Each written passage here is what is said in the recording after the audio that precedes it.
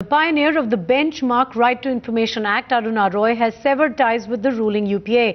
And this time she admits that there were differences with the government over minimum wages and controlled labour. Roy has clearly voiced her disappointment over the government's growth agenda, terming that the agenda is in fact not pro-poor.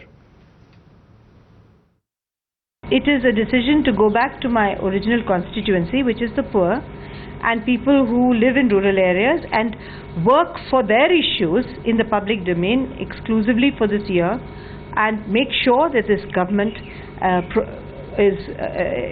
whatever promises it made, it fulfills.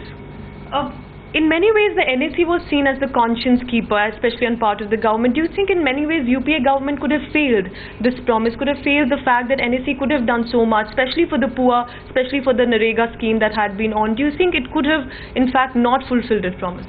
No, actually I think the NAC did whatever it could within its limitations. It also looked at the right to food.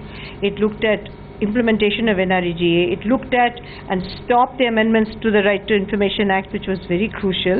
And Mrs. Gandhi wrote to the Prime Minister about minimum wages on NREGA. So I think the NAC has done within its constraints whatever it could do, but it's only an advisory council.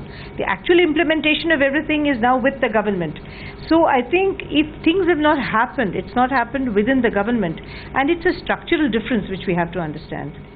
Economic agenda of this country has shifted dramatically in the last couple of years from a fairly balanced agenda which was there before, both looking at poverty issues and looking at growth.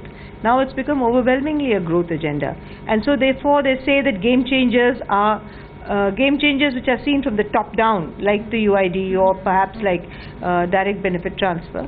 But they're not looking at homegrown answers like NREGA. They're not looking at homegrown answers of transparency and accountability that India is now hailed for. All over the world, they say India is one of the primary examples of a good right to information law and implementation. We are invited all over the world to speak about how ordinary people have used the law, which doesn't happen normally in other countries. The strength of governance and the strength of reaching out to the poor with an obligation to be accountable to the system, which is what Narega was, has not been exploited to its full by the government. And there are so many other laws, for instance, land, there is food rights, there are so many other rights that are still left to be touched. So I think the government has really put all these issues at the bottom of it.